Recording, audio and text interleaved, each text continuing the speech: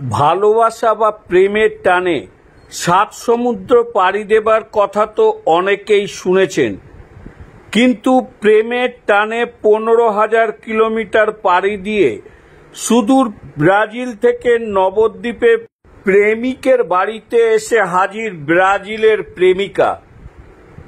কি ভাবছেন, এও আবার হয় নাকি?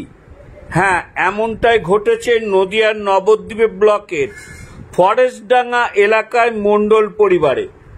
নদিয়া ব্লকের ফরেস্টডাঙ্গা এলাকার বাসিন্দা কার্তিক মণ্ডল, পিতা দিলীপ মণ্ডল। কার্তিকবাবু কর্মসূত্রে সুরাটে থাকেন, আর সেখানে থাকতেই 4 বছর আগে সমাজ মাধ্যমে পরিচয় হয় সুদূর ব্রাজিলের বাসিন্দা ম্যানুয়েলা আলভেজ দা সিলভার সাথে।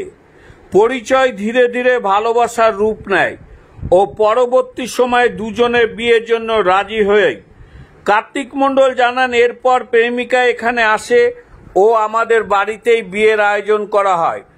আগামী শুক্রবার বিয়ে, আর সবটাই হবে সনাতনী তথা বাঙালি মতে।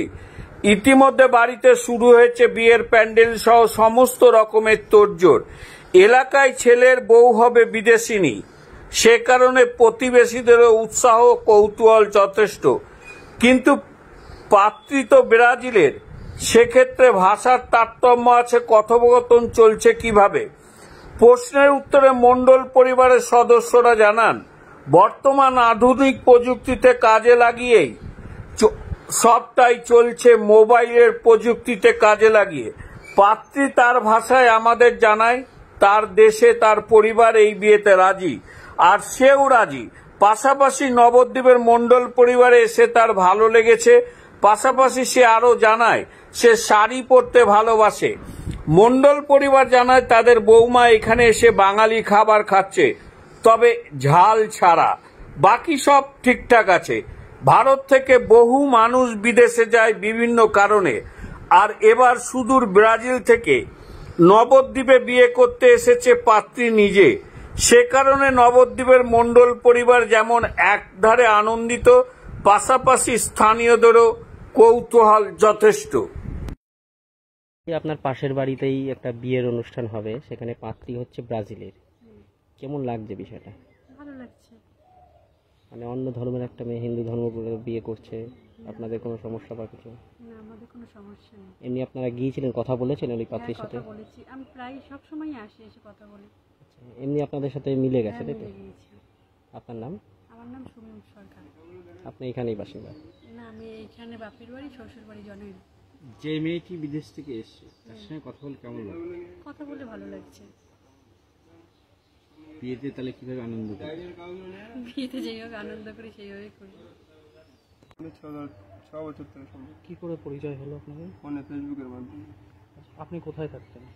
আমি তো বাইরেই থাকতাম, বাড়িতে বিভিন্ন জায়গায় বিভিন্ন রকম কাজে যেতাম। আচ্ছা, সেই ক্ষেত্রে আপনাদের সাথে কিভাবে কি পরিচয় হলো? আমাদের প্রথম আলাপ হয় ফেসবুকে, ফেসবুক থেকে তারপরে হোয়াটসঅ্যাপে, তারপর হোয়াটসঅ্যাপ থেকে কথাবার্তা আলাপ, ওদের পরিবারের সঙ্গে, ওদের ভাই বোন সবার সঙ্গে আলাপ আলোচনা, আমাদের বাড়িঘর দেখানো, ওদের বাবা মার সঙ্গে সবার সঙ্গে পরিচয়। তারপরে আস্তে আস্তে আমাদের ভালোবাসা হয়, ও আমাকে প্রপোজ করে, আমি ওকে প্রপোজ করি। বিয়ের সিদ্ধান্ত কবে কবে নেওয়া হয়? বিয়ের সিদ্ধান্ত 2 বছর আগে থেকে নেওয়া। আচ্ছা, ওনার পরিবারে কে কে আছে? ওনার পরিবারে মা আছে, বাবা, ভাই বোন 4 জন। আর আপনাদের পরিবারে নতুন এসেছে, কতদিন হলো এসেছে? আমাদের পরিবারে এসেছে 3 দিন হলো, মনে করেন 1.5 মাস মতো হলো। আচ্ছা, সেক্ষেত্রে খাওয়া দাওয়া বা? হ্যাঁ, ওদের একদম নন স্পাইসি খাওয়া দাওয়া হয়, আমাদের তো ঝাল একদম খেতে পারে না, 2 মাসের বাচ্চা সমান খায়। সেক্ষেত্রে আপনাদের বাড়ির লোকের কোনো সমস্যা? না না, বাড়ির লোক সবাই অ্যাকসেপ্ট করেছে, ও যেমন চাইছে সেমন হিসাবে চলা হচ্ছে। উনি এখানে আসার পরে ওনার বাড়ির লোকের সাথে কোনো রকম কথাবার্তা? হ্যাঁ, সবার সঙ্গে, সবাই খুবই খুশি। মেনলি ও খুশি আছে মানে সবাই খুশি। আমার পরিবারও তাই, ওর পরিবারও তাই। আপনাদের বিয়ে কবে হচ্ছে? আমাদের বিয়ে শুক্রবারে। সব কি হিন্দু বাঙালি মতেই? হ্যাঁ, সনাতন ধর্ম। সেক্ষেত্রে এনার কোনো অসুবিধা হবে না? না, ওনার কোনো অসুবিধা নেই, উনি ওইভাবেই রাজি? হুম। আপনি কি কাজ করেন? আমি ক্লিনিকে আছি। এই আর উনি কি প্রফেশনে ছিল? উনি প্রফেশন ছিল অ্যাকাউন্টেন্ট ছিল, MBA করেছে হয়তো। সেই হিসাবে ওখানে অ্যাকাউন্টিংয়ের কাজ করতো। সেক্ষেত্রে আপনাদের পরিবারের সবাই খুশি এটা নিয়ে? হ্যাঁ, সবাইকে। নতুন ধরুন বিদেশ থেকে যেহেতু এসেছে, হ্যাঁ, সেক্ষেত্রে এইখানকার আপনি এখানে থাকছেন, আপনারা বিয়ে করবেন, এখানে থাকবেন বলছেন, সেক্ষেত্রে পাড়া প্রতিবেশী যারা তারা এসেছিল দেখতে? হ্যাঁ হ্যাঁ, পাড়া প্রতিবেশী সবাই আসছে দেখতে। এবার সবাই তো জানে না, কাউকে তো এবার বলা সম্ভব নেই আমি বিদেশ থেকে আমার বউ এসছে, যারা যেটুকুনি জানে। তবে বিয়ে নিয়ে সবাই উৎসাহিত, তাই তো? হ্যাঁ হ্যাঁ, বিয়ে নিয়ে একটা ইন্টারেস্টিং বিষয় যে ব্রাজিল থেকে এসে। আপনার নাম? আমার নাম কার্তিক মন্ডল। এটা কোন জায়গা? ফরেস্ট ডাঙ্গা। নবদ্বীপ ফরেস্ট। ফরেস্ট ডাঙ্গা সংস্কৃত কলেজের আছে। ছেলে বিয়ে করছে সামনে শুক্রবারে, বিদেশ থেকে বউ নিয়ে এসেছে, কিরকম লাগছে আপনার? আমাদের ভালোই লাগছে। কথাবার্তা কিরকম ভাবে বলছেন? কথাবার্তা দুটো একটা বাংলা শিখেছে বলছে, আর সব ওদের ভাষায় বলছে, মোবাইল মাধ্যমে কথাবার্তা বলা হচ্ছে। মানে আপনাদের এখন কথা বলার মাধ্যম মোবাইল? হ্যাঁ, মেন মোবাইল। বাংলা দুটো একটা শিখেছে, আরো শিখবে সামনে। সেই ক্ষেত্রে যে বাড়িতে যে কথাবার্তা, মানে খেতে দাও বা বসা বা যে কোনো এরকম, এইগুলো কি সব মোবাইলের সাহায্যে? না না, ওসব কিছুটা ইশারা করলেও হচ্ছে। খেতে বসে ওগুলো খেতে শিখে বসা। গেছে। হ্যাঁ, ওগুলো মোটামুটি শিখে গেছে। খাওয়া দাওয়াতে কোনো সমস্যা হচ্ছে বা না, কিছু? খাওয়া দাওয়ায় সমস্যা সবই খাচ্ছে, শুধু লঙ্কাটা বাদে। ঝাল খেতে পারে না। এই মেয়ের পরিবারের সাথে আপনাদের কথা হয়েছে হ্যাঁ, মেয়ের বিয়ে পরিবার- বিষয়ে? হ্যাঁ, মেয়ের পরিবারের সঙ্গে গত পরশুদিন সন্ধ্যার সময় কথা হলো। আমরা সব বললাম যে অমুক তারিখে ওদের বিয়ে দিচ্ছি, আপনাদের কোনো অসুবিধা নেই তো? মানে আপনারা খুশি? বললো হ্যাঁ, আমরা খুশি। মেয়ে খুশি হলে আমাদেরও খুশি। তাহলে বিয়ের পরে আপনারা যাবেন? না, সম্ভব না। ওখানে যেতে লাগবে 1.5 লাখ টাকা, আসতে 1.5 লাখ, 3 লাখ।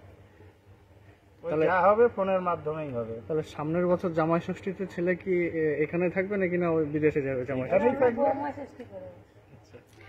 তা এই যে আপনার মানে বিদেশ থেকে বউ নিয়ে এসছেন, তাই পাড়ার লোকের উৎসাহটা কেমন দেখছেন? বা পাড়ার লোক? না, পাড়ার লোকের উৎসাহ ভালো আছে। পাড়ার লোকের কোনো অবজেকশন নেই, তারা সবাই আনন্দিত, কোনো প্রবলেম নেই। বিয়ের কি কোন রীতিতে মেনে হবে?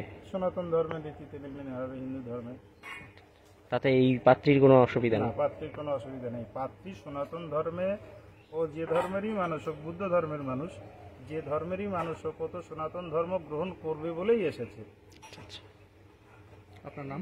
দিলীপ মণ্ডল। আপনি ছেলের বাবা? হুম।